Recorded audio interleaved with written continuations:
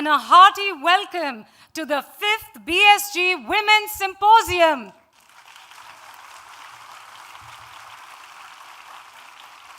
Hosted by Bharat Soka Gakkai.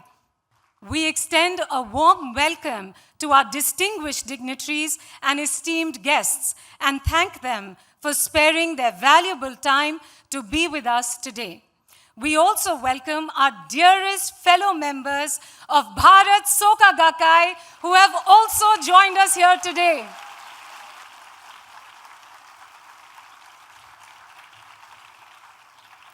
What a joy it is to welcome each one of you to this historic Women's Symposium. Today, we celebrate not just a gathering, but a powerful movement, one shaped by individuals who believe deeply in the dignity of life. As we step further into the 21st century, women everywhere are emerging as the architects of hope and harmony, leading with resilience, purpose, and vision. Guided by our theme, Women Who Believe Are the Women Who Build. Let us share stories, spark inspiration, and strengthen the bonds that empower us all. I'm also delighted to welcome and introduce our esteemed speakers for today. Individuals who have each made a meaningful impact through their leadership, insight, and dedication to uplifting others. Their presence today adds great value to this special gathering. May I now invite Chairperson of Bharat Soka Gakkai, Mr. Vishesh Gupta, to kindly present a bouquet to our speakers and our moderator as I introduce them.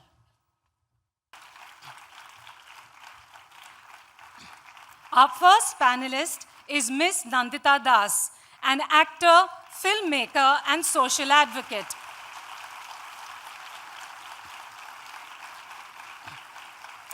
Ms. Das has acted in over 40 feature films across 10 languages. Her directorial debut, Firak, in 2008, received wide recognition both in India and internationally. She was conferred the French government's Knight of the Order of Arts and Letters. Her second film, Manto, based on Urdu writer Sadat Hassan Manto, premiered at the Cannes Film Festival in 2018. A former chairperson of the Children's Film Society and a passionate advocate for social justice, Ms. Das holds a master's in social work. In 2016, she founded Nandita Das Initiatives, which produced Manto and her third feature film, Swigato, released globally in March 2023. She has also directed shorts like India's Got Color and Listen to Her, highlighting urgent social issues. We are extremely delighted to have you amidst us, Ms. Das. Our next panelist is Ms. Chetna Gala Sinha. Ms. Sinha is a social entrepreneur and the founder of Mandeshi Bank, India's first bank run by and for rural women.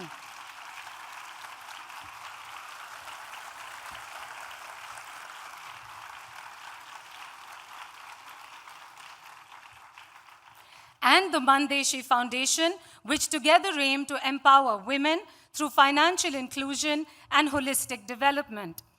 Beyond banking, Ms. Sinha also established India's first business school for rural women, a toll-free helpline, and the country's first chambers of commerce for women micro-entrepreneurs. Under her leadership, Mandeshi Foundation also runs programs in healthcare, sports, climate-smart agriculture, etc., while promoting women-led farmer-producer companies. Ms. Sinha has received several international accolades, including being a Yale World Fellow, a Ashoka Fellow, and a Schwab Fellow. She co-chaired the 2018 World Economic Forum in Davos and led key global discussions on women's financial empowerment at forums like W20, G20, BRICS, and the United Nations. We are so honored to have you with us, Ms. Sinha. Our next panelist is Ms. Meenakshi Achan. Ms. Meenakshi Achan is a storyteller, strategist, a respected creative voice, someone who believes that imagination, when backed by belief, can move both culture and commerce.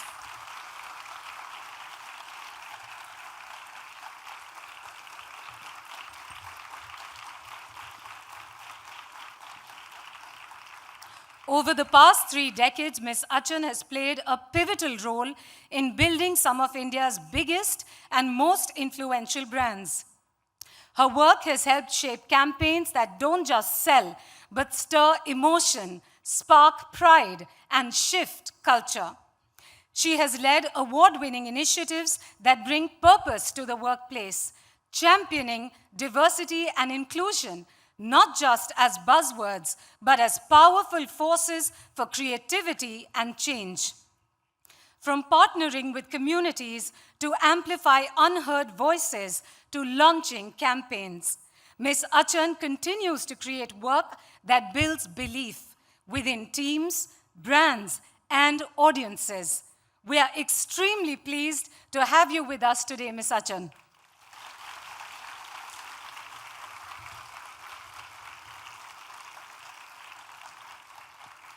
Our fourth panelist is Professor Anjana Sharma.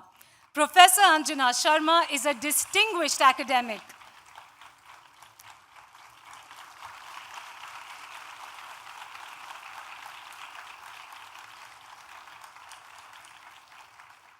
She is also the head of the Department of English at the University of Delhi, a PhD from Pennsylvania State University, and a postgraduate from the University of Delhi. Her research spans British literature of the late 18th century, a revolutionary print and visual culture, Gandhian studies, heritage studies, and epic traditions in India and Southeast Asia. She began her academic career at Lady Shri Ram College, where she taught for 14 years and headed the English department from 2002 to 2005. She joined Delhi University's English department in 2005 and continues to teach there. From 2011 to 2015, she served as the founding dean, academic planning at Nalanda University, Bihar. Her work there sparked a rich research interest in inter-Asian cultural exchange. It is truly an honor to have you here, Professor Sharma.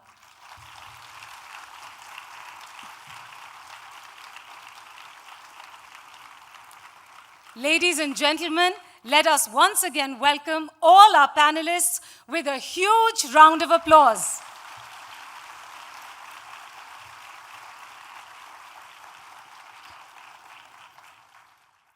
Our moderator for today's panel discussion is Ms. Tilotoma Shom, a renowned actor and producer.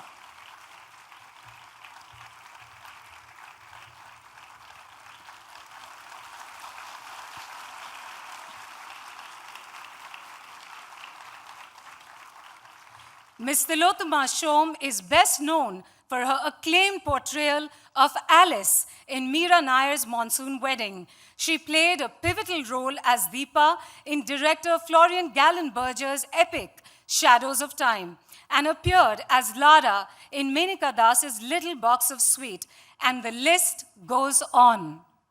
Previously based in New York, Ms. Shom worked as a teaching artist at creative arts team City University of New York, where theater was used as a medium to promote social, emotional, and intellectual growth in communities, addressing issues such as peer pressure, violence, sexuality, substance abuse, parenting, and HIV/AIDS prevention. Her work in particular also involved working with prison inmates at Rikers Island and women in domestic shelters. Ms. Shom has a bachelor's and a master's degree in English literature from India and a second master's from New York University in educational theater. We warmly welcome you, Ms. Shom.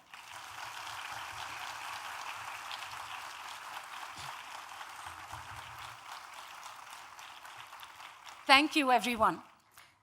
Dr. Daisaku Ikeda says, art is a song of the joy of living. Art is a force for bringing people together. Art is a dance of life's victory, crossing stormy seas to reach the shores of peace. Holding this spirit close to our heart, let us invite the Arts Division members of Bharat Soka Gakkai to present a cultural performance.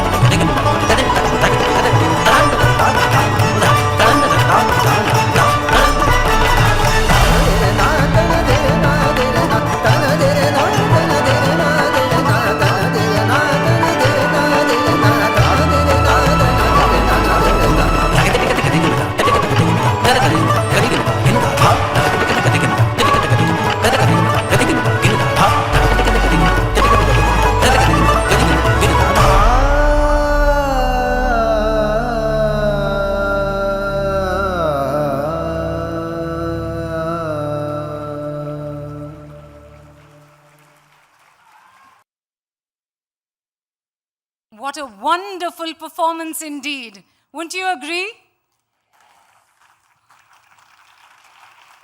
Thank you, BSG Arts Division. Your uplifting performance has filled all our hearts with joy. Thank you very, very much. May I now request all our panelists, Ms. Nandita Das, Ms. Chetna Gala Sinha, Ms. Minakshi Achan, Professor Anjana Sharma, and Ms. Tilottama Shom to join us on the stage. Please put your hands together for them.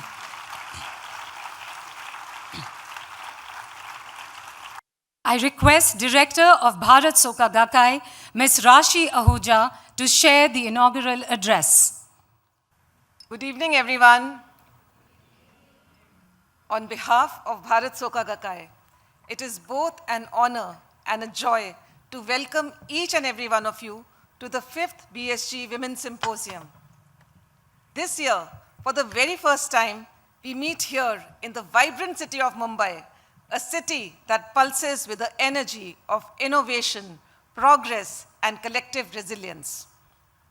We've gathered to engage to inspire, and most importantly, to share in the powerful message of this symposium's theme, Women Who Believe Are the Women Who Build. This theme, while simple in its clarity, holds a profound truth. When a woman believes in her worth, her inherent strength, her boundless potential, she embarks on a journey of transformation. It's important to recognize that belief is not a passive, abstract concept. It's the driving force behind action. It's the spark that ignites change, the force that propels someone to build, to create, and to innovate. When women believe, they build. And what they build is not just for themselves, but for the world at large. Before we continue, let us take a moment to express our deepest gratitude to the distinguished women who have joined us today. I'm truly honored to welcome Ms. Nandita Das, a critically acclaimed actress, filmmaker, and social advocate, whose storytelling brings visibility to critical issues of justice, equality, and human dignity. Through her lens, we see the profound power of art and narrative in shaping our social consciousness. Ms. Chetna Singh Gala, founder and chairperson of Maan Deshi Mahila Bank, who has empowered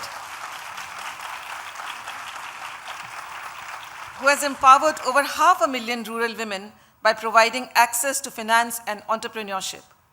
Her work is a true testament to how women's economic empowerment can catalyze community-wide change. Ms. Meenakshi Achan, marketing communications expert, who's reshaping media narratives to inspire millions, proving that storytelling can challenge perceptions and fuel social progress. Professor Anjana Sharma, head of English department at Delhi University, a scholar and educator whose work instills critical thinking, empathy, and human values in the next generation of leaders. And of course, we are thrilled to have Ms. Tilottama Shome, an acclaimed actress, producer, and a proud BSG member who will be moderating the panel discussion today. Each of you stand as a beacon of what it means to believe and to build. Your commitment to creating a more inclusive, compassionate world is a gift to all of us. Bringing back our focus on the theme, and most importantly, on the word believe. What does it mean to truly believe? Belief is not merely about faith, it's about vision. It's about seeing what is not yet visible and acting on it. It's about seeing potential where others might see limitation and overcoming the doubts and barriers that often stand in our way. When we believe in ourselves, we act with purpose and confidence. When women believe, they unlock an inherent power, a power that transcends the limitations of circumstance. Whether it's building a thriving business from the ground up, nurturing the minds of future generations, or cultivating peace and harmony in the world, belief is the foundation upon which these acts of creation are built.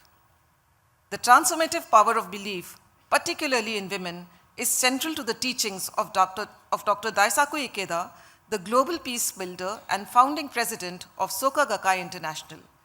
In his 2010 peace proposal, Dr. Daisaku Ikeda states, "Women possess a unique capacity to be sensitive to suffering, to protect life, and to nurture harmony. When this potential is unleashed, society is revitalized at its very core."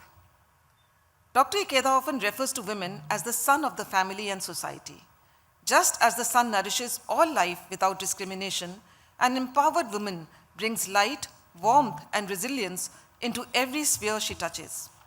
This is not merely a metaphor, but a testament to the incredible, often underestimated power of the women to create enduring, meaningful change.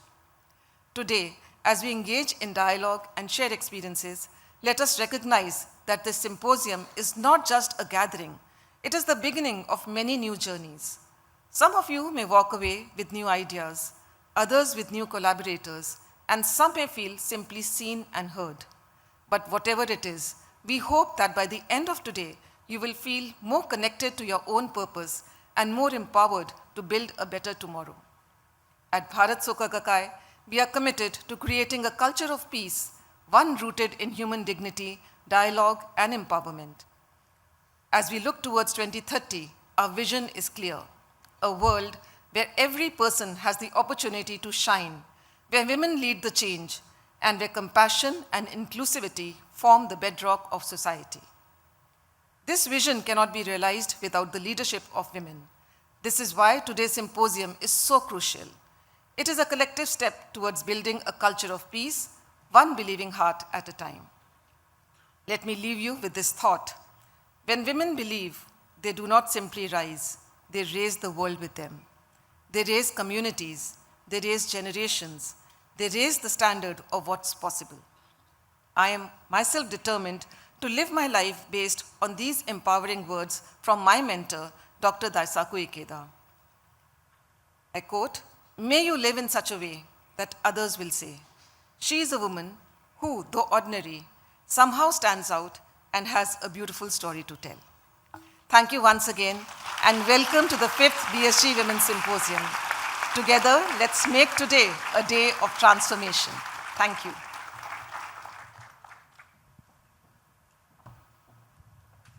Thank you, Ms. Ahuja. We will now hear a powerful testimonial from a member of Bharat Soka Gakkai, Ms. Vaishali Sharma, on how she has been able to break barriers in her own life by basing herself on the philosophy of Soka humanism. Good evening, everyone. I am Vaishali Sharma, and I'm honored to share my journey with you today. I've been a member of Bharat Soka Gakkai for the last 23 years, and that has taught me how to run past fear, doubt, and adversity, not with self-centered pathos, but with strength and quiet confidence. I grew up moving across 4 cities in India. I was an average student, the kind who hated math, and took for granted the belief my parents had in me. I spent my first 9 years in advertising, competing with MBAs without a formal business degree, often feeling inadequate, pressured, and unhappy. Eventually, I shifted to a completely new industry in Mumbai, where ambition was often masked by politics and sharp elbows. I tried to push through, but I became more disillusioned and unhappy. I quit, joined a startup that never took off, and suddenly found myself unemployed with little money and even less confidence. I had hit rock bottom. It was during this time I encountered Dr. Daisaku Ikeda's philosophy of Soka humanism. One of his quotes that struck me was, I quote, "It is only when we struggle against adversity that the tremendous power residing in the depths of our life begins to reveal itself," unquote. It felt impossible to believe that there was power in me at that time, but I decided to give everything I had to rebuilding my life. I returned reluctantly to advertising. I was full of anxiety, envy, and self-doubt. I handled some of the country's biggest FMCG brands, but always felt like an outsider. I longed to be on the other side of the table, but believed that without an MBA, that dream was out of reach for me. All this while, I continued going back to my mentor's writings for encouragement. Gradually, something began to change. I started looking inwards instead of outward for validation. I began refining myself, sharpening my instincts, tuning into people more deeply. I realized that success wasn't about copying others. It was about becoming the most authentic version of myself. I got a breakthrough opportunity when the world's largest family entertainment company entered India to launch 2 new kids channels. I was asked to lead the marketing and strategic planning. I approached work with focus, positivity, and an embracing attitude. The launch was a resounding success. Around the same time, I started working closely with the children's division of Soka Gakkai. Working with young minds reminded me of the joy of being fearless, creative, and hopeful, qualities I began to bring into my professional world too. I was transforming my inner life. I stopped chasing titles and began seeking impact. My focus shifted from what I can achieve to how can I contribute. Then came the biggest breakthrough of my career. I was offered the role of Head of Marketing and Communications, South Asia, at one of the world's most respected global news organizations. It was a role I had only dreamed of, and I had earned it without an MBA. At this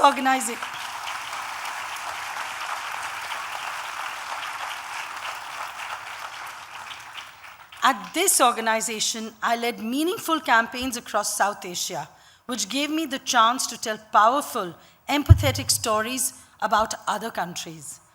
The work earned global recognition. I was even nominated for Individual of the Year at the company's prestigious Global Wreath Awards in London.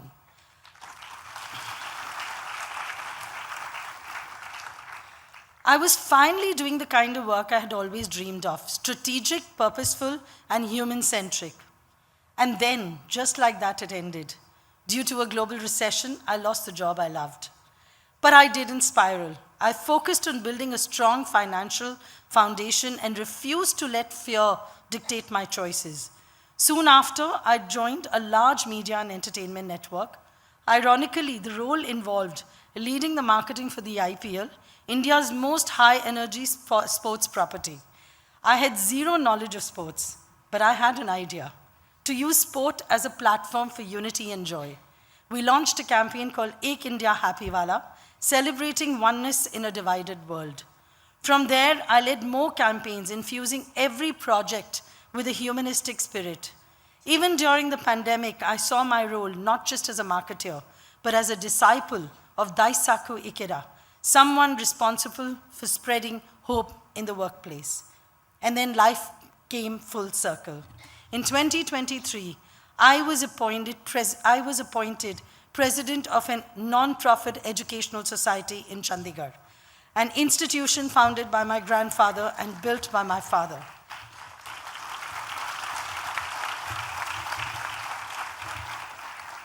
I was the first women president in its 50-year history. The responsibility was enormous: 13,000 students, 2,500 faculty, and 7 institutions. Despite receiving resistance from the team, I stayed focused. I implemented robust financial systems, strengthening the financial support to build colleges for girls in remote areas. And I launched a 25 lakh scholarship fund for students from underprivileged or farming families.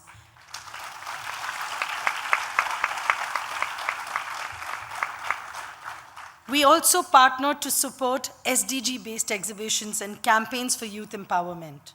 Today, I juggle 3 major responsibilities: my corporate role, the presidency of the Educational Society, and my ongoing commitments in the Soka Gakkai.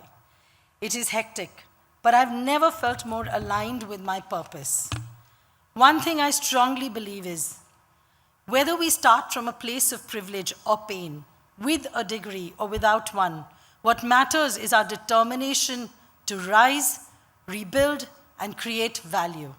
As Dr. Ikeda says, I quote, "Women have the strength of the earth.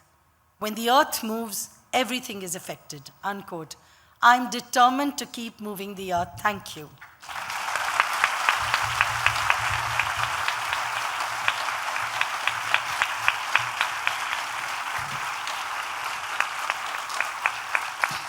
Thank you very, very much, Ms. Sharma, for sharing your inspiring journey with us.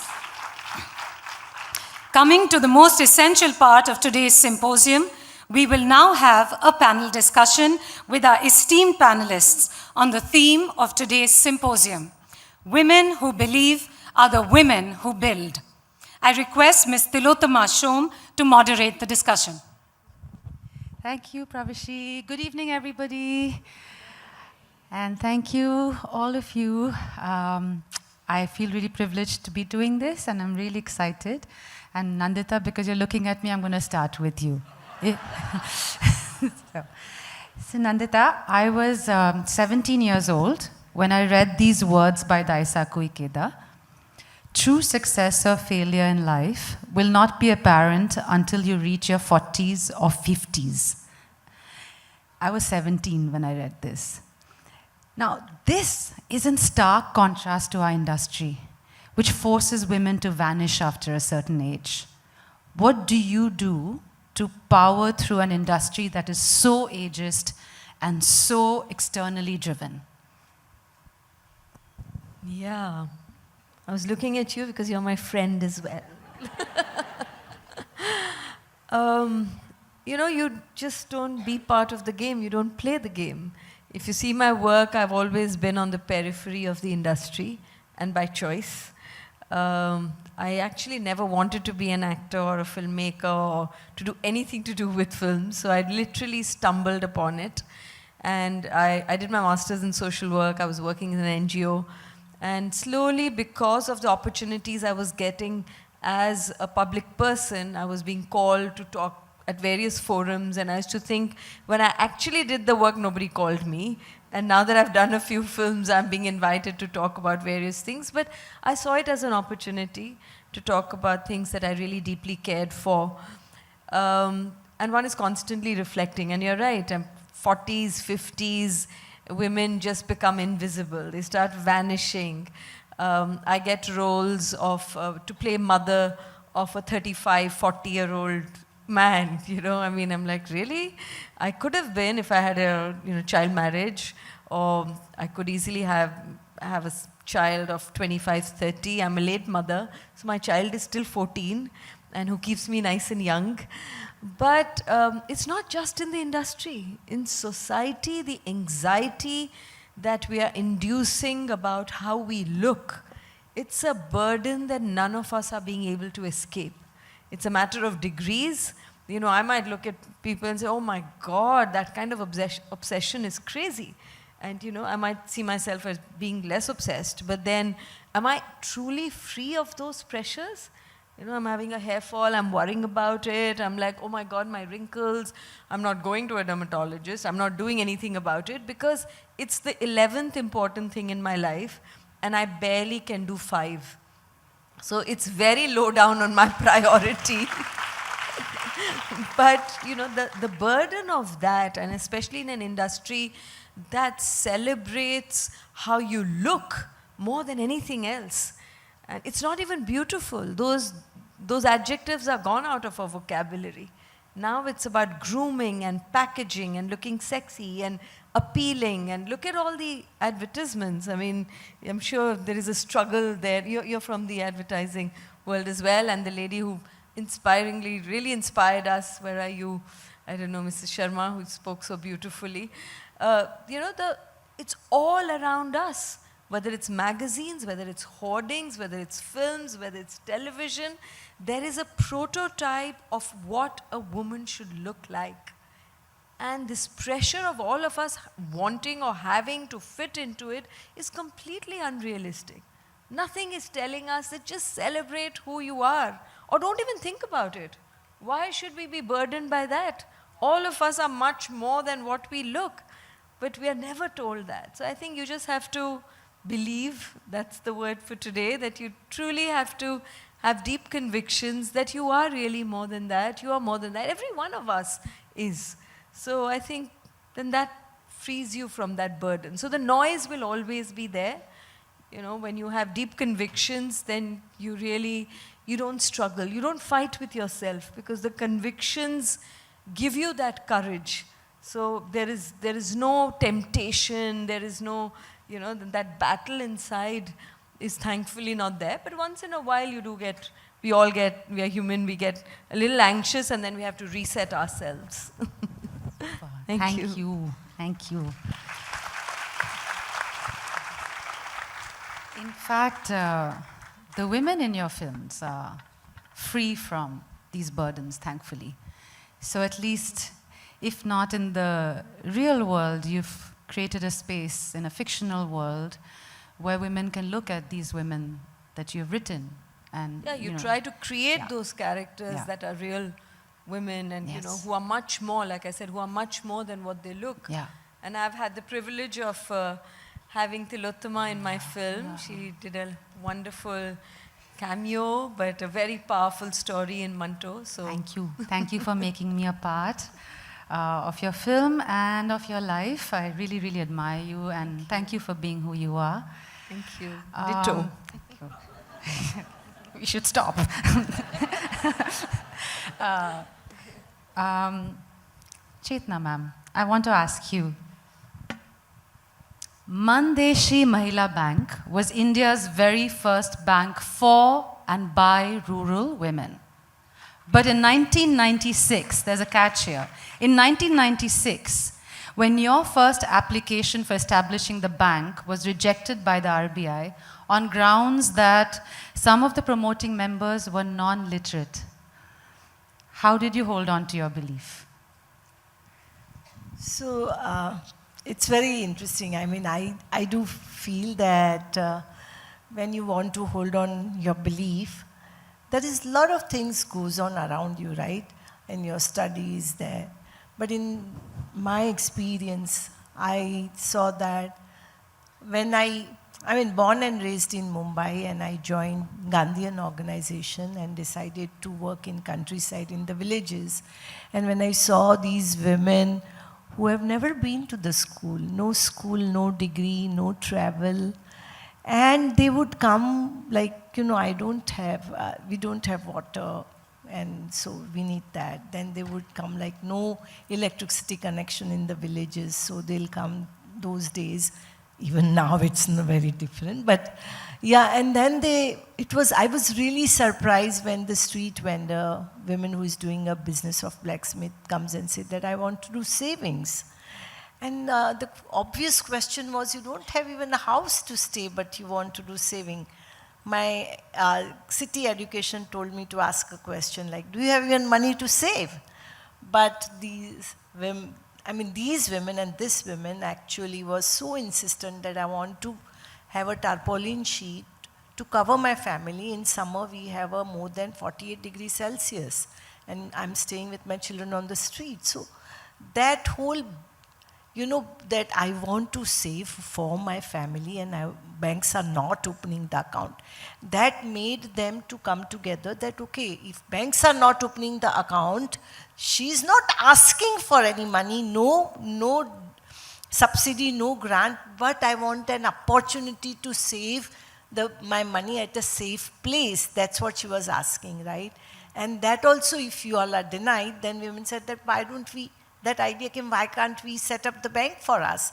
And yes, we went to Reserve Bank of India, and in 96, all these promoting members were non-literate, so they had thumb impression. On that ground, it was denied that we cannot issue a license to the bank whose promoting members are non-literate. But as today's theme is, right, that these women, they did not go to school, but they believed so strongly, so they said, so what? We will learn to read and write from today, right? It's like that, right? I mean, I feel that thing can come in these women only, and from them we can learn, right? That they didn't think that, okay, at this age, how will go to school? Nothing. We'll do it today. And I was so excited to see how whole day they would work in sun, in the fields as a wage laborer. But in evening, when it came to like go start a literacy class, there was so much of giggling, and we are going to learn and to read and write and count, and we are going to Reserve Bank of India to ask for the license. So that actually gave me so much confidence. And then after 5 months, we applied again. I wasn't sure. I was thinking we are not going to get license. I was thinking that only. And I did not give any hopes to these women. I said, like, let's go, let's see, let's meet officer. But when women, they entered the cabin, even like that Reserve Bank people say that this was the cabin where your women came. And they sat and they said, you know what? You denied the license because we cannot read and write. And they said, we cannot read and write, but we can count. Right? Every woman can count, right? Everyone can count. So, and we count here. And they challenged the officer. And I must have shared this like 1,000 times, right, Kalpana? Like 1,000 times. And they said, ask us to calculate the interest of any principal amount. If we fail, yeah, they said that. I never thought they will do that. If we fail, don't issue the license. But tell your officers to do it without calculator and see who can calculate faster. Right?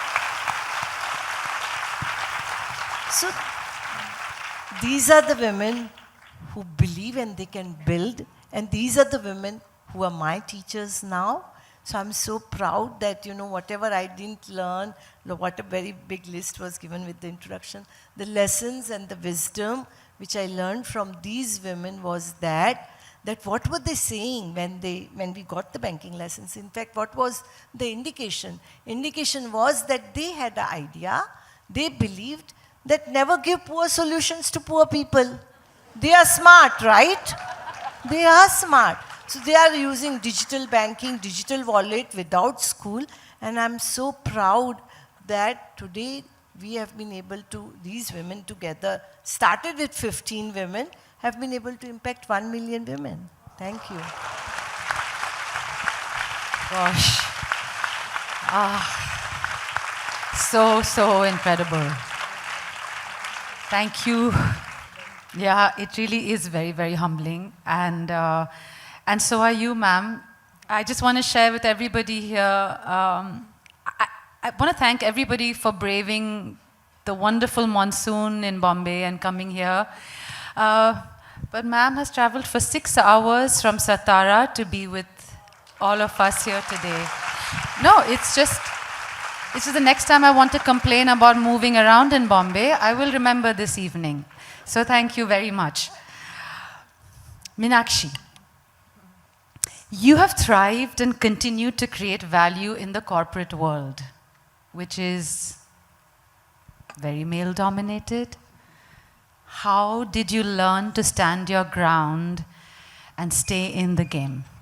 Firstly, I'm just absolutely nervous sitting with such accomplished women, so I really feel I have no right to be here, and I was just telling Neelu this, what am I doing here? But the corporate world, of course, can be a very hard, aggressive world, and I think I'm just barely surviving, if you want to know. So when I started my career, it's almost 38, 39 years ago, and I was fresh out of MBA school, so whoever was dissing the MBA degrees, let me tell you, I think it has to be dissed, because that's what I did.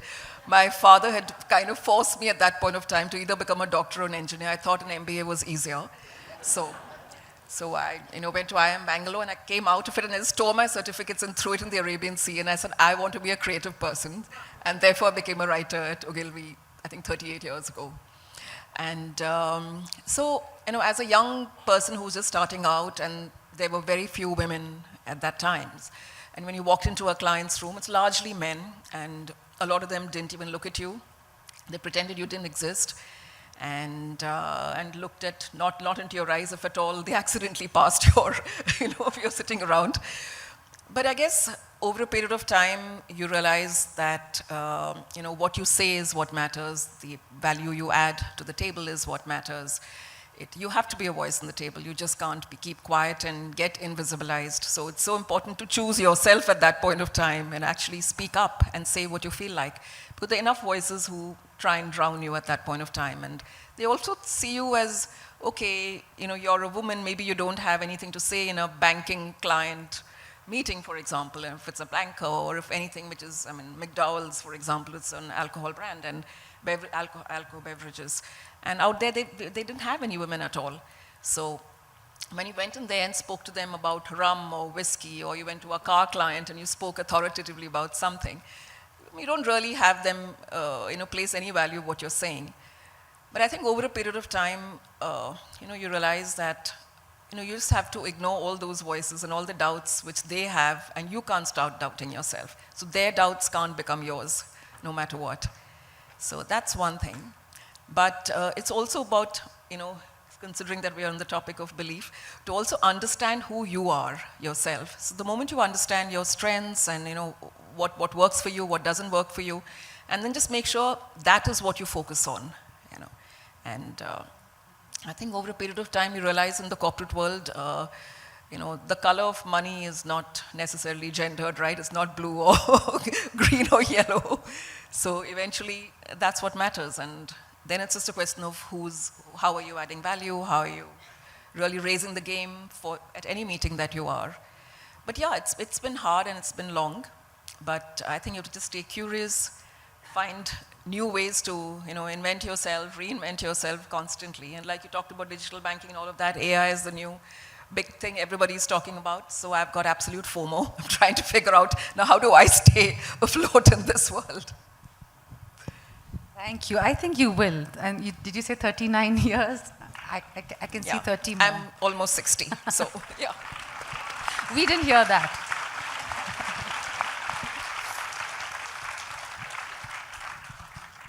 Anjana ma'am. She's my professor, so it's not very easy doing it. I was her student, but I'm going to do this. Today, you are the head of Department of English at Delhi University. But I remember you as the young professor who never sat on a chair to give us a lecture. You were either walking around the classroom or sitting on a table. The lectures were dramatic, your attire was colorful, and your language of instruction far from formal. You were passionate and we all loved you. But you were also so very different from the others. What made you want to be an educator? And what was your approach? I could have never asked you that then, but I can today. It's great fun. Yeah, I'm delighted to be here with all of you, and especially with you, Tilotma, who I have known in the last millennium when she was my student. So that's telling, I'm sorry. But I think for me, what made me want to become an educator, I think I was just born that way. I don't think I made a choice. I think from the time I had any sort of consciousness about myself, I knew that one of the things I liked doing was trying to educate, which began, and I think I've shared it with some of you, when I came home from school as a little girl with my bag. I put my bag aside and did not do what normally children do when they come home, which is fling everything away and wail about their day and want to be petted and spoiled. I would line up my 7 dolls immediately and start teaching them whatever I had learned in the day. So the poor dolls, there was no escape for them. And when the dolls became, unresponsive naturally, then Tilotma, I turned to whatever children I could find around me. And somehow or the other, I think they wanted to learn, or maybe they were just compelled into learning by me. And then subsequently, as we moved on, my peer group, I went only to girls' schools, but my students used to be the boys from the boys' school. I am pretty certain they came to study. I taught them. Some of them retired as generals in the Indian Army. They said that they passed the exam. So they did study, And I think when I found myself actually, of course you have to get your degrees and everything in order. When I found myself back at my alma mater, Lady Shri Ram College, where I encountered you, I had come back to LSR after 10 years because one of the things I was very clear about, that I was a very bright student of theirs, but I would never be their colleague unless I had earned my spurs. So I came back after 10 years. I never crossed the gate to get back again. And then I think magic just happened. For me, the classroom is a place which is miraculous. Of course, I work very hard to teach. It seems as if it is unlabored, but a lot of labor went into transmitting complex ideas. Because so everybody understands that medicine and engineering and MBA is very hard. Nothing is harder than trying to teach about ideas. And that is what literature does. It teaches ideas. And I think what happened in class after class after class was not that I was designing myself to be this irreverent person. Well, to answer your question, I'm still colorful. Yeah. I don't sit on tables anymore because for other reasons. But I sat on a table simply because I was short and I needed to see the back of the class. So that is a mystery which is solved for you now. Yeah? But I think what really worked for me with teaching was, from the very beginning, with my unspeaking dolls, is that when you can somehow awaken within the person who is probably not even interested in learning, they're there. One of the things you know as educator is 80% of the people are just there because they have to answer the question, Beta, what are you doing now? So because Beta has to answer what they are doing now, they're in your class, you know. But what used to really, and that was my determination, I never looked at the brightest and the best because they would be there anyways. So I think from the very beginning I was focused on doing that conversion for myself and for them. That once you could suggest to them that life and literature and their life, and even Victorian literature, were not too far away, you would find almost like, you know, there is this piece lying around and suddenly there is a glow, and then there is an ember, and then there is a fire. And I think for me, the best gift of my life has been to sort of create a sense of each person being able to value their own self. It's not about being brilliant in class. That's easy. And I think that's cheap also in some ways, you know, to go there and display how brilliant you are. You know, I think the important thing is making people understand, yes, I can do it too. And closing that gap between teacher and learner, professor and student, which I think unfortunately in our country we like to keep at a distance. So if you can speak in a language that is their language, and you need to work hard to be up to date with all languages as they go on.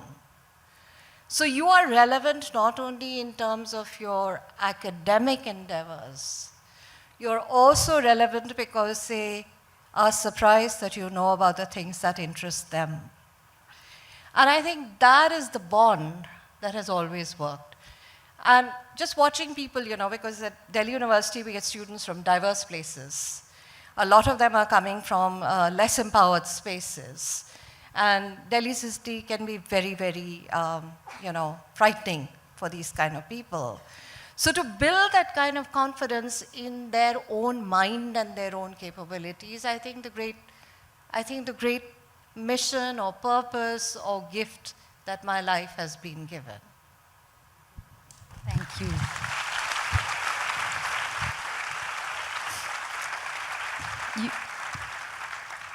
You certainly did that, because all through my school life, I was told that I'm below average, but my handwriting is neat.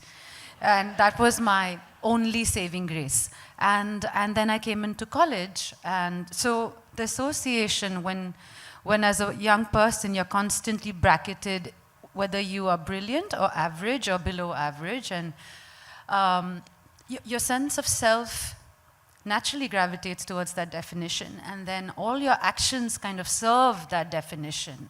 And then I came into college, which was very overwhelming, with LSR, with, you know, and then I saw you, which was also equally overwhelming, if I have to be honest, because your eyes were quite something and quite strict. But you made me excited about theater academically. I never thought I could act because I had a stammer. But you fired in my brain the love for the structure of a play, you know, the dramatics, the dramaturgy. I never thought at that time that could ever translate into actually taking that up professionally. And it's so incredible. This is what an educator can do. You light a fire when the person doesn't even want to be lit that way, you know. And imagine if I hadn't met you, and I remember Mrs. Kasturi Kanthan as well, the two of you, I would not be here on the stage. So thank you so much, ma'am. Really, really thank you. And thank you for being a professor who really believed in the dialogic. It's very easy for professors to make learning a one-way street, but you made it. You made a conscious effort in our college for students to come to you And truly, the Soka Gakkai values dialogue over, any other form of communication. And you really lived that. So thank you again for that. Nandita, I want to ask you that what is the belief system that you feel helped you shape your creative life? Because you have such a distinct creative voice in anything you do, even the way you conduct yourself, your work. Could you share this with us, please? Firstly, I don't think my creative life and my other life are that separate. In the sense you create as you go along, but I still don't consider films as my profession. In the sense that it grew as an interest, it grew as a means. It was more. Even now? Not even now. Actually, now, like literally 6 months ago, maybe very now. Okay. I feel like I really enjoy direction, and why am I not embracing it more? But it was always more like an interest, a means to an end, never really a full-on profession. But the belief that, so many people actually have inspired me in my growing up years. My father is a painter, mother a writer. I grew up with a lot of interesting people. At the time, we would just be dragged everywhere that they went. So you are exposed as a child to some incredible people all around you. Musicians, writers, filmmakers were less, but actually film was not even a form of entertainment in our home. It used to be more the arts, the other arts. So I just feel like telling stories, if that's something that I enjoy doing, whether being part of stories as an actor or writing. I did a column for almost 9 years. When this magazine, The Week, asked me that, would you do a monthly column? And I was like, about what? And they said, anything under the sun. I'm like, really? But I've never written. I don't even know if I can write, like non-fiction and, all of that. And, but I thought, oh, this would be interesting, that you can write about anything. And every month, I would forget 28 days, and suddenly I would be like, oh my God, tomorrow is the deadline. What do I write about? And I did it for almost 10 years, 9 years. And it was amazing because every month I could express myself and share. So I think I have a deep sort of desire to share, to communicate, to reach out. And I think creativity allows you to be less didactic. You sort of grow up thinking you don't want to be told, do this, because we've all been told, and what we've been told is not what we are. We are so much more. And creativity allows you a means by which things go into your subconscious. You're not even aware. It's like watching a film. You don't even know how it's subliminally impacting you, because it has a way of going into your subconscious. And films don't create revolutions, we know, but they do stir something, right? They can invoke empathy, they can challenge your prejudices, they can make you uncomfortable, all of those things. So I think the belief that one matters, but I want to give a caveat to that because it's a razor's edge. We are all a drop in the ocean. So it's not like if I do something, even if I do amazing stuff all my life, that you're going to see any visible change. You're not. So you don't think that you really matter, but that little drop, you have to do it to the best you can. So you also want to matter for that little drop. And I think that's the belief, that stories matter, what you write matters, it's also because so many others, I am what I've read, what I've watched, the people I've met, we all are such an amalgamation of all those influences. So it's more like a pay forward, that you want to try and do a little bit of that in whichever way you can, whether through your writing, through producing, through directing, through acting, through speaking, through one-on-one conversation. You want to keep sort of creating those connections. I think human connections are so valuable, so meaningful, so precious, that I just want to keep taking those opportunities to create that. Thank you. It's one thing that everyone who's worked with you has said, it's about your warmth. And that's a very, it's a huge compliment in our industry, which can be pretty hierarchic and quite cutthroat. very hierarchic. So So thank you. Thank you for saying congratulations, Nandita. People say nice things about you even behind your back, Do they? which is lovely. I'm sure there are enough people who don't, but that's okay. Who's listening? That's okay, yes. But also what you said reminded me, and ma'am, correct me if I'm wrong, I think Jane Austen had said this, that, you know, her life is like, it's like a 6 inch of ivory, and that's not much, 6 inch.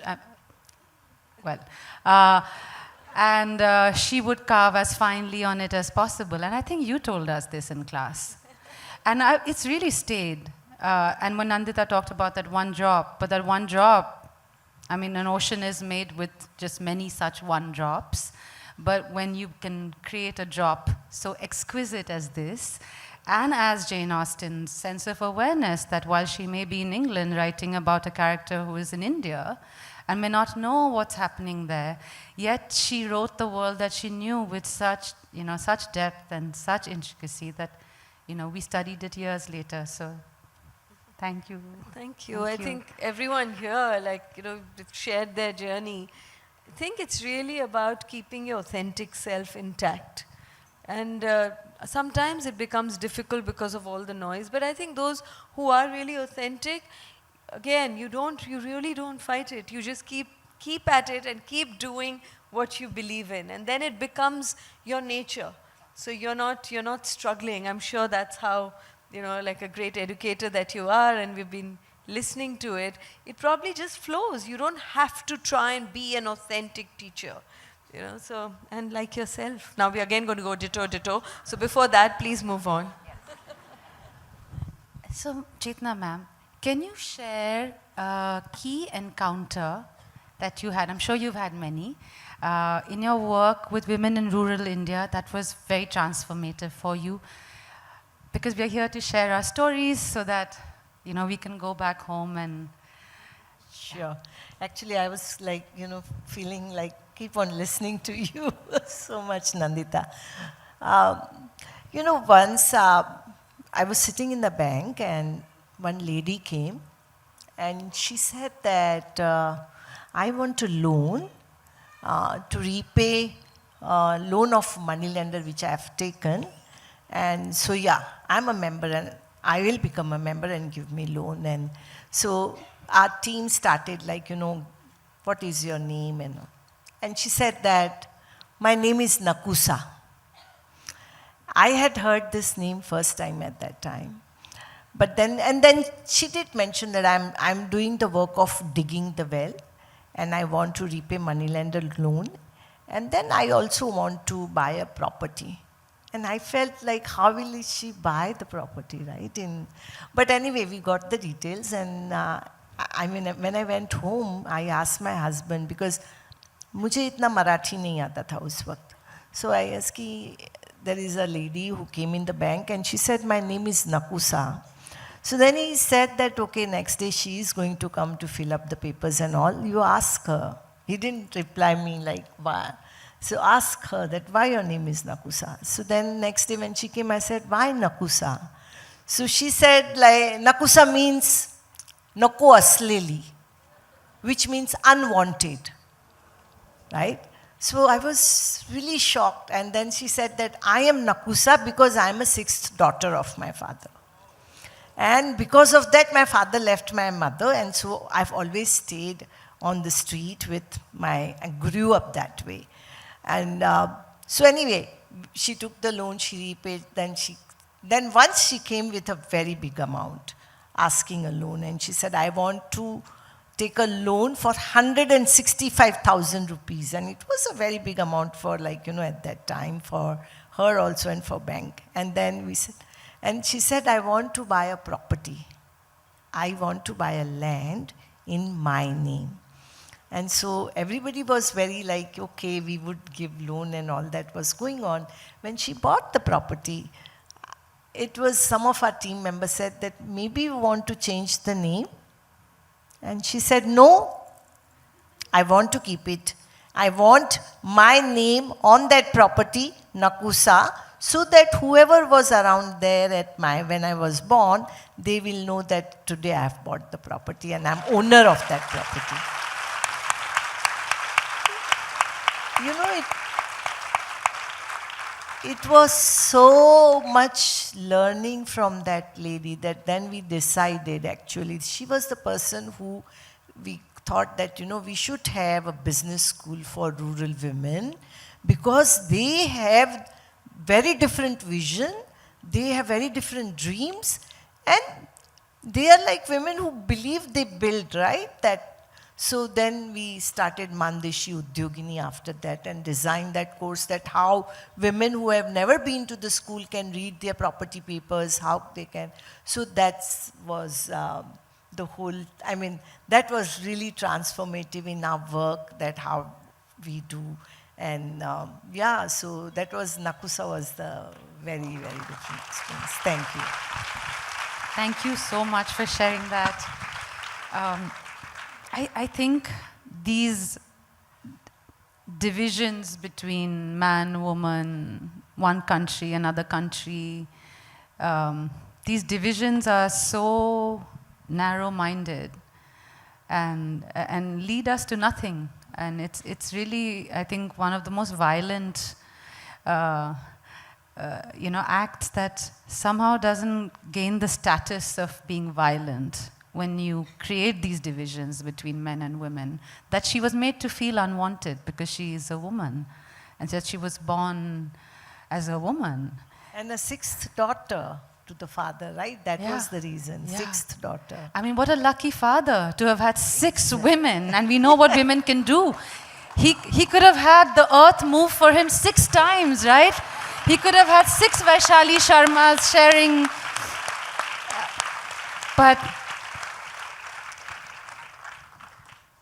But thank you for doing the work that you do, that women like Nakusa who are so powerful, are given, their space under the sun, which they rightfully deserve. And thank you so much, ma'am, for sharing this. Meenakshi, when you were starting out, because we have a lot of young people who are extremely anxious in this current scenario, the pressures, the stress, the anxiety. It's really a pandemic, and ma'am and I were talking about, it's the kind of, the pandemic of anxiety is something that no one really talks about. But when you were starting out, was there a belief that you held on to, that protected you, that propelled you, even when you felt invisible or unheard? It's a very easy question, but a very difficult answer because I really don't have one answer. We have all the to time. That. Okay, so I think what Nandita mentioned as well, it's really important to understand who you are, and it takes time to understand that. It's very easy today, 30, 35 years later, to think that, okay, this is what actually, helped me through it all. But if I think back, when you're starting out, you're actually always inspired by all the people you see around you, and when I started my career, there were more men around me. So the easiest thing in the world is to become the man, so to say, right? And in a culture which kind of rewards aggression, in a culture where it's all about outshouting somebody else. You've got very colorful personalities, you've got flamboyant personalities, and you just get so taken in by that, and sometimes you think, hey, I want to be that. So there have been times when I've tried to be other people, and then I've come to the conclusion that that's only going to last a short while because I just can't be another person for too long, and I have to be who I am. So it's been a journey to kind of understand that I'm not a person who likes the limelight. I get petrified. I have stage fright as I'm sitting here. I don't like making presentations.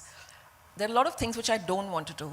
But over a period of time, I realized in the workplace that you need to do these things. And I think one of the big things I learned was that, and I think I read this beautiful quote the other day, and I'm sure I've got it wrong as usual, but it was that courage is showing up broken. So what happens is that it has to be that seed inside of you which kind of you got to water it and give it sunshine and love and everything else, so that you actually step up and it shows up. Courage has to show up, because otherwise you'll never ever be able to be who you are, because otherwise you're always trying to posture to be somebody else. So I think it's really important that once you know that you are this, I knew that I was a shy person, I knew that I didn't like to take the stage. As far as possible, please invisibilize me, I'm very happy, okay? But what I have to say, I'll have to say it at some point of time if I've got to really value add to a meeting, and I need to keep a job to begin with. Let's start there. So I think just making sure that you show up, or courage shows up in those moments, is so very important. And over a period of time, you kind of keep practicing that act of courage, and it becomes a muscle inside of you. So, courage is a muscle at some point of time if you keep practicing it. And I think that is very, very important. So it's so easy to kind of get drowned under this very noisy world that we are in. But to stay calm, to make sure that you understand your own navigation system and, that this is who you are and this is how you're going to move around in the world, it's very, very important. So, like I said, I've been working for 38 years now. And this is what has kept me going, knowing that I have to speak up when I need to speak up. I can't hide behind being shy, not wanting to take the stage, not wanting to present, but these are the ways of the world, and you have to share what you have, because otherwise you're not going to be in the race or in the game at all. So yeah, so I think making sure courage is a muscle, so we kind of practice it, and therefore over a period of time becomes a belief, because truly, to have belief, actually, you need to start with courage. It's very important. It's foundation of courage, I would say, foundation of belief is courage, in my view at least. And that's really helped me so far. And hopefully for a couple of years more before I hang up my, shoes, stilettos, if you have to call it. Thank you. Thank you for making space for the shy people of the world. If the shy people of the world can be where you are, I think being shy would be a very, very popular option. And people would try less to hide their authentic self. I mean, your presence here today, that you agreed. I know your friend might have, I don't know what she did to get you here, but we are very grateful. Made me guilty. Oh, I see. Guilt, the very powerful, potent. But thank you really for being an example that, that you can be who you are, and it may be uncomfortable to speak out, but that you can be your authentic self and still do the very important things that you're doing. So, thank you. Thank you. Ma'am. I asked her before if I can call her ma'am on this panel. She said yes, so just clarifying. Well, I actually said you can call me Anjana. No, you didn't. I did too. I'm call me agreeing to Anjana. disagree with you right now. Since you've taught me, I can. Yeah. So, ma'am, you had already established yourself as this really incredible professor at the graduate and then at the postgraduate level when you moved to North Campus. Can you explain to me what made you then take on the very challenging deputation to Nalanda University when you had everything going for you? So I think, like being an educator, Nalanda University chose me to go there. It was not a choice I made, it came to me. And I think I absolutely believe that if you're really good at something, it becomes easy after a while. So you have to push yourself into areas of difficulty. Because if you stop learning and if you stop growing and you're very complacent and you're very happy wherever you are, in a way, life has sort of ceased to move on. So the opportunity of Nalanda University, which I know a lot of people may have heard the name, it's the revival of the most ancient Buddhist university in the world. It's the first university of the world. We think that Oxford and Cambridge model is the first model. Nalanda actually began in 5th century CE. 5th century CE and continued till 12th century CE. So 7 centuries, the first Buddhist university in the world, in the land where the Buddha walked and spoke and held the hands and gave hope and, basically saved so many people. So it was an opportunity that came to me. We don't have time to go into how it came to me. But I think I went into it with a sense of immense gratitude that it had come to me, but without realizing what it meant. And I had only worked in urban spaces, in urban universities. I was now in Rajgir. Many of you know why Rajgir is very special. So this is in Rajgir. I have not worked in a non-metropolitan space. I have not worked in a founding of the university space. And there is and the Vice-Chancellor is another woman. So not only is the university being revived after 800 years, 2 women are being tasked. So you can imagine what that brought to us. Yeah? So it was the courage of the board which appointed us. But then, of course, if women are going to move into spaces, the Vice-Chancellor at that point was the youngest woman Vice-Chancellor. There were a few in India, but she was the youngest and she was founding a revered institution. Nalanda University is founded by the East Asia Summit. It is all countries with a Buddhist footprint that are involved in it. And I think I did not understand fully. But I felt as an academic, if I don't build an institution, I only sort of live off institutions that somebody else built, that's not quite correct.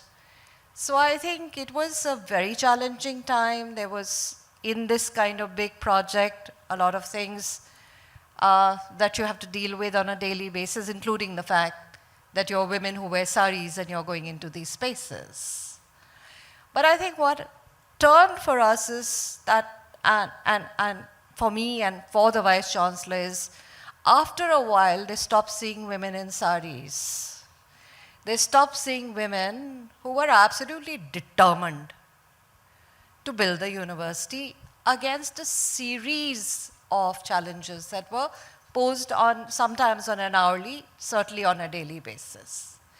So I think that was an opportunity to actually, and I think what shaped my own understanding was my reading of the works of Dr. Daisaku Ikeda, Buddhist philosopher par excellence, thought leader, and his ideas on Soka education. I read his essay about the founding of Soka University. I read his writing on how education is meant to empower and cherish and treasure and build and remove differences. And I think that pretty much shaped and gave one a sense of, if one has been given a gift like this, one cannot complain it is too difficult now. So I think that's what it was. It was just ramping up also, not just being in the space where you're a star, but actually being dragged through muck to be able to build something where others can be stars.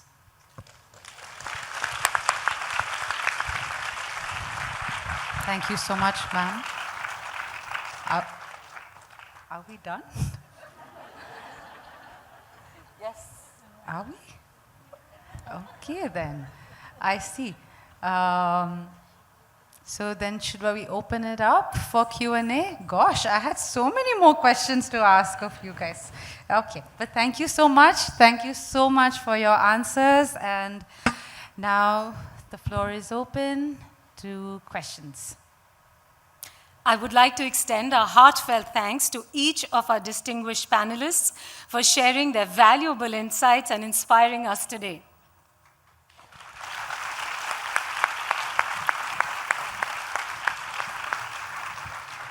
We've heard many insightful perspectives today, and now it's our turn to engage.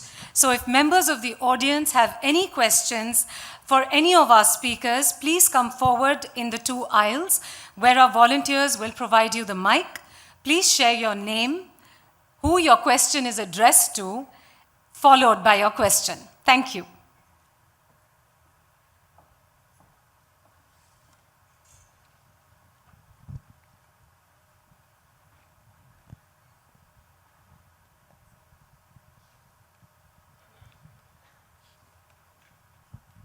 Hi, my name is Rayana, and my question's addressed to Meenakshi. Uh, here. Yeah, it can get confusing. I actually wrote it down. When your ideas were dismissed or overlooked, you talked about being invisible at times, right? How did you deal with rejection? And I ask this on behalf of many people who come to me asking this. What was the belief that kept you going when it came to dealing with rejections? I think the most important thing to remember is that when somebody is rejecting an idea, they're rejecting the idea and not you. Because the moment you think it is about you, then you can just disappear. Thank you so much. Thank you. Hi, my name is Madhobi, and my question, I'm here. Hi. So, yeah, and my question is for ma'am. Yeah. Yeah. This is an epidemic now. What to do? I mean, she's a professor. So, my question is for you, ma'am.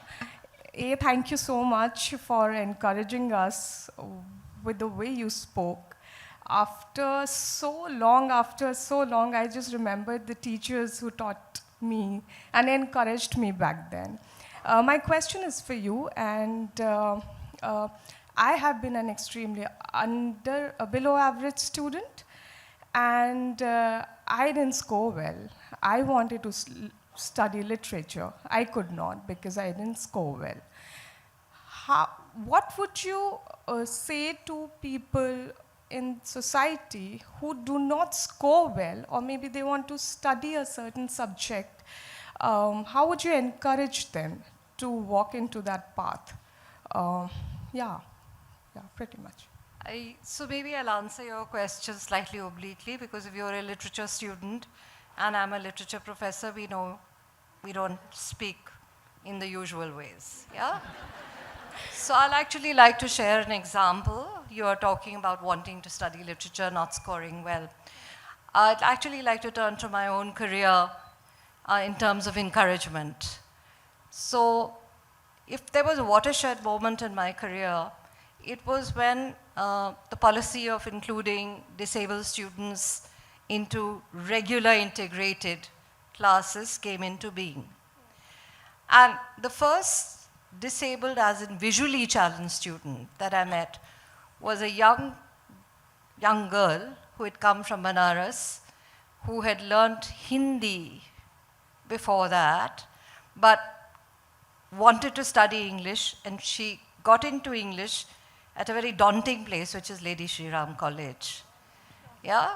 So she came in, and I think she has been the source of great encouragement in my own life, because after she got into college, she didn't know what to do. Because there was nothing available. The policy had come in, but the nuts and bolts of enabling students had not come in. And everybody kind of just treated her like, okay, she's there. And then she came into my class, and as Tilotma knows, I'm very friendly till I'm not. Okay? So she had to submit an assignment. She didn't submit it, and I'm very strict on those things. And I asked her, why have you not submitted your work today? And she said, well, can't you see? I can't see, and I don't have access. And I said, yeah, so what difference does that make, that you are visually challenged? Today, she is a full professor in a very well-known college in Delhi University. She says that was her moment of transformation, when I refused to accept her disability as defining her. Don't ever say about yourself, I'm a low scorer. You just haven't found it yet. Thank you, thanks.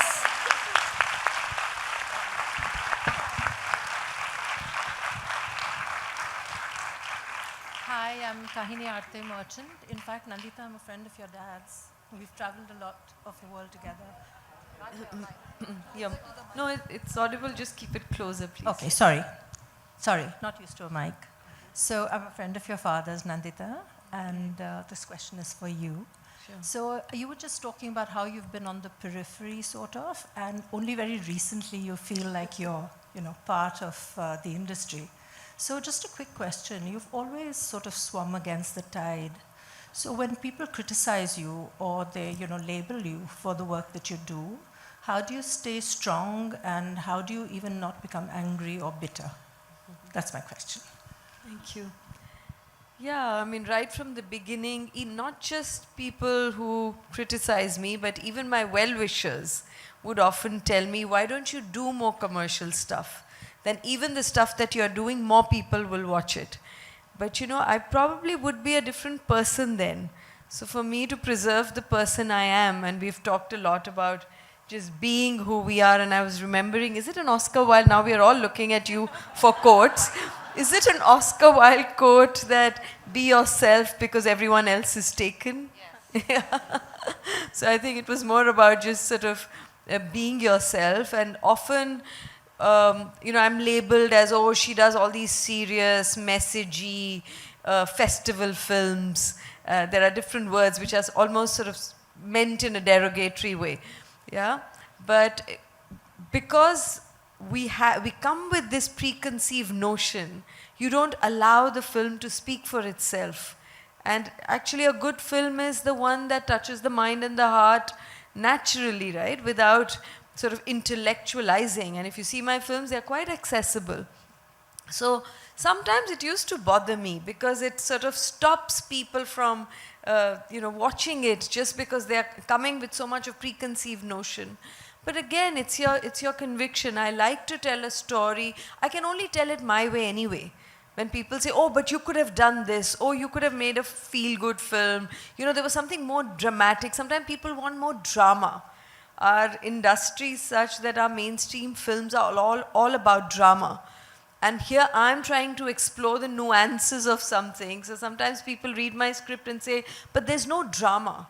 What's the climax? What's the payoff? There is a certain language of mainstream cinema, and if you're not following that trope, it's really difficult. But again, I come back to that sense of having that conviction that, I want to tell the stories that I want to tell, and in the way that I want to tell. So, yeah, you just keep at it, and so I don't read any praises, any criticism. My reviews, interviews, many years ago, more than maybe 25 years ago, I had stopped reading all of it. Of course, that doesn't mean that you don't listen to responses. You listen to everyone. Even when I do a script, I in fact share it with so many people, and people say, oh, but you should be precious, you shouldn't share it. What if somebody plagiarizes it? I'm like, no, it's going to be another film if somebody even directs that same script. So I think you listen to everyone and do what really resonates with you. So you don't shut people up, but you don't let them dictate how you're feeling and how you're thinking and what you really want to do. Wow, thank you so much. All of you have been such an inspiration. Thank you so much. Chetna Ben, such a pleasure to meet you here again. We've known each other for long, and in this stage, to have you here is a pleasure. I wanted to understand from you, Chetna Ben, in terms of this need to conform the stereotypical image that is expected of women in society, and your own vision of leading. Like, what was your personal journey, in terms of just balancing this need to conform versus wanting to lead? And what a precious body of work you've created, Chetna Ben. So, what was your personal journey? Okay, thank you, Kalpana, for asking this question. So, personal journey, if you say, actually that was the third question which you were going to ask, so barriers and all that. Born and raised in Mumbai, I decided to marry a person who is a farmer, not highly educated. Of course, he was part of a Gandhian organization, so I never felt that. But my family was really devastated of all these things. And then after marriage, shifted to the village. There is a different that you don't know local language, your lifestyle is very different, becoming Bombay girl, or so breaking those things also, right? And after marriage, I had children, and I had an eldest son and then twins. So my family was like, you are going to send your children to school in Mumbai. And I was like, no, they are going to stay with me. There are no school, English medium schools were not there. So what? They'll study in Marathi medium, government school. But Kalpana, actually now I would like to share, after 35 years of my marriage, that my children studied in, and I was also feeling very challenged कि क्या होगा, what will happen, आगे कैसे पढ़ाई करेंगे ये वो. But they studied till 10th standard in government school, Marathi medium, then went in Pune to study further, 12th, and then they went in Ivy League University. You mean, they were not high score student, huh? वो भी मैं बताना चाहती हूँ. But why I'm saying is that in the village life, what they got was very different. They could compete at that level. Swimming in well, पेड़ पे चढ़ना है, कहाँ से गिरना है, whatever. So there was so much of confidence that I don't know English, that's fine. So those things, that was one. And in all this, again, I would say that there are so many other women who did it, like my sisters who were in Mumbai. They made sure that they get an opportunity to learn multiple languages. हम लोग कच्छी हैं, so they know that language also. My mother-in-law, I mean, when you were talking about courage, my mother-in-law always used to say, courage, well, my capital is courage. You know, she would laugh and say that my capital is courage, and I want everyone. So all these personal life, I mean, thank you for asking me, because, you know, like in this whole banking and money and business and MBAs and all that, you forget yourselves, right, in that. And so, yeah. And I'm so proud to again share another thing is that after 7-8 years in staying there in US, working and all, my husband, खेत में घर है, but he has made such a home, बहुत अच्छा घर बनाया है. I would invite all of you to come there. These kids, they said, we don't want to stay there. So it was like, you know, Yale में जाके भी then said कि गाँव में ही रहना है. So he has built a sports academy. So I just feel that whole harmony which you stay in the field, which comes, I mean, I learned from my mother-in-law, from these women, of coexisting with the nature is very different. Yeah, thank you, Kalpana. My question is to you, Professor Anjana ma'am. I think yours has been a really inspiring journey from tutoring dolls to army generals. And I'm sure you've seen many generations, the millennials, the Gen X, Gen Z, and now the Alpha.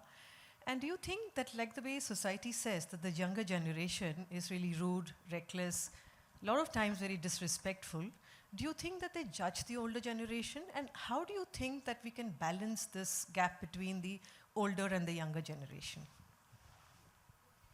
So thank you for that question. And if I have not mentioned, my star student, Tilotma, is sitting right here.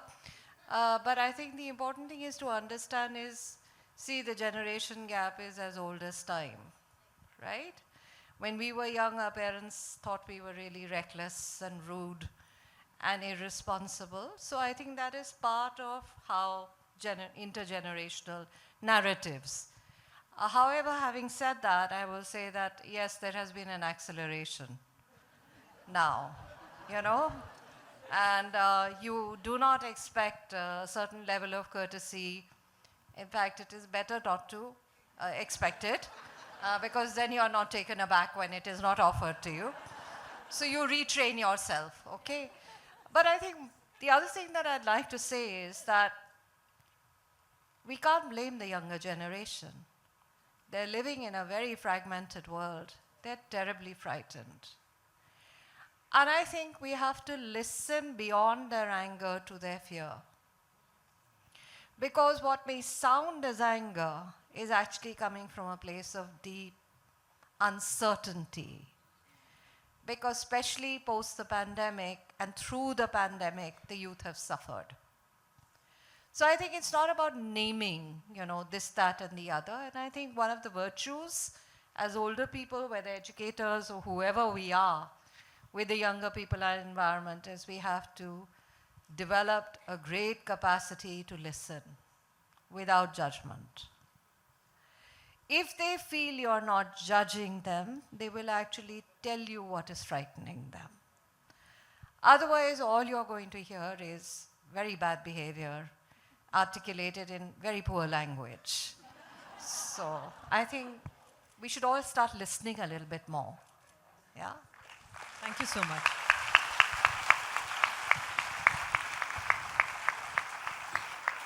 Thank you very much, everyone. It was indeed an engaging and insightful Q&A. May I now invite Chairperson of Bharat Soka Gakkai, Mr. Vishesh Gupta, to share the closing remarks.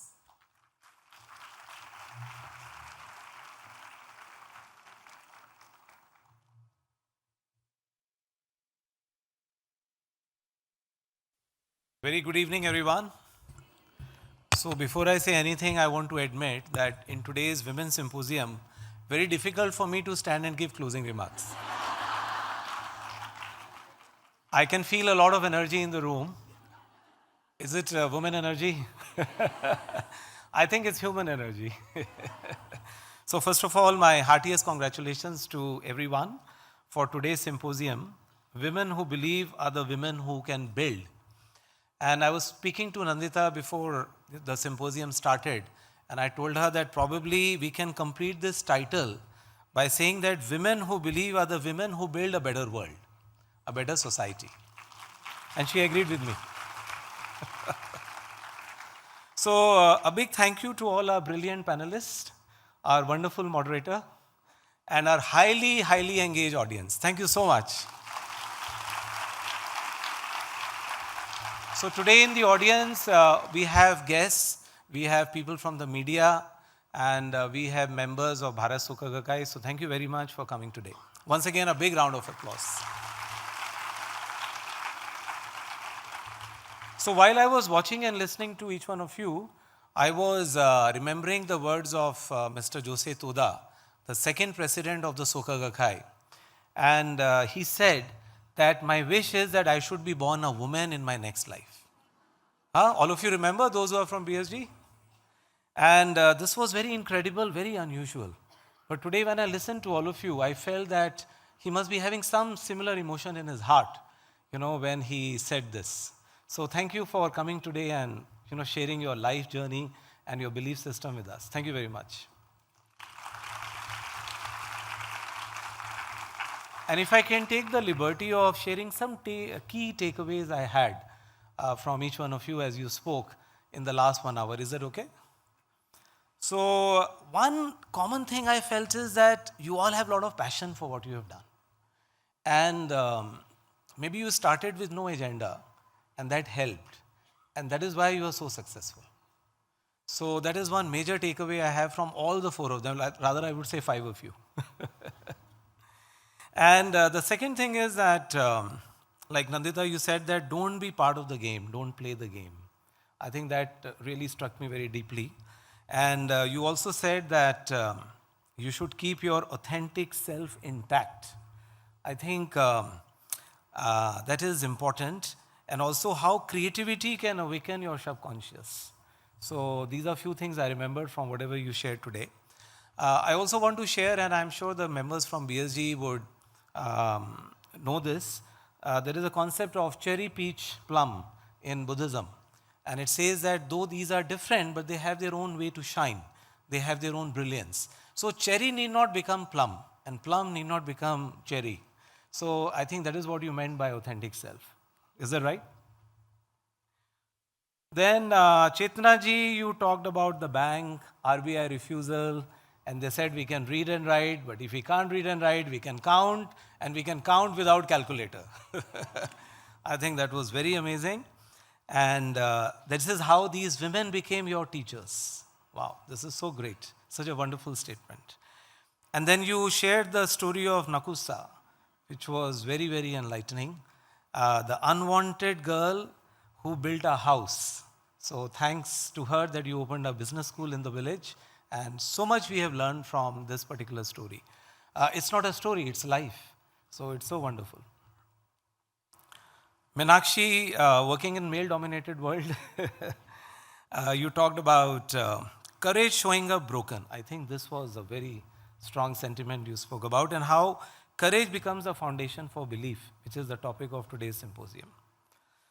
Dr. Anjana, you talked about your relationship with the students and how doing engineering and MBA can be difficult, but teaching English literature is not easy at all because you teach ideas, right? And you also said that how you're able to connect with your students because you want to make some transformation in their life and for them to say that, yes, I can do it too.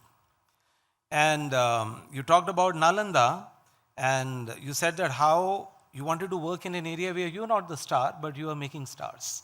So I think, again, building society and building a better world. So Dr. Ikeda says that 21st century is the century of women. And he has further said that no one is stronger than a woman who is fully aware of her mission. The radiance of intelligent, noble women will lead the world. So to everyone who spoke today and each one of you who have listened with open hearts, once again, my big thank you to all of you.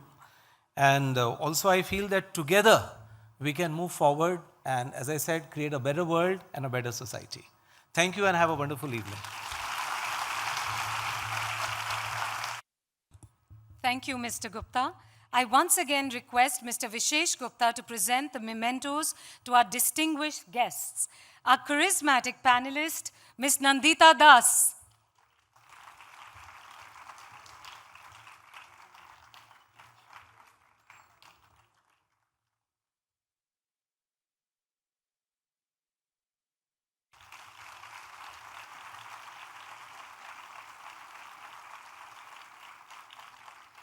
Our esteemed panelist, Ms. Chetna Gala Sinha.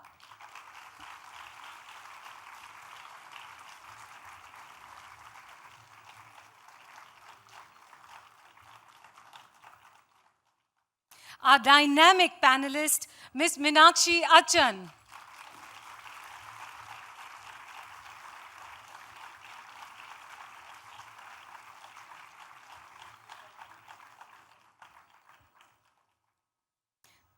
Our inspiring panelist, Professor Anjana Sharma.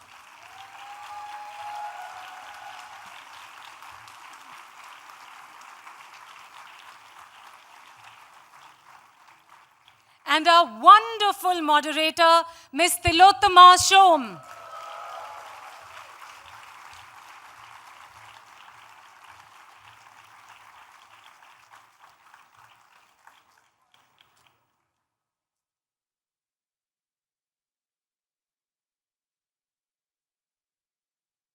Thank you, Mr. Gupta, and thank you once again to our esteemed speakers for their most heartfelt presence today. Ladies and gentlemen, this concludes the 5th BSG Women's Symposium.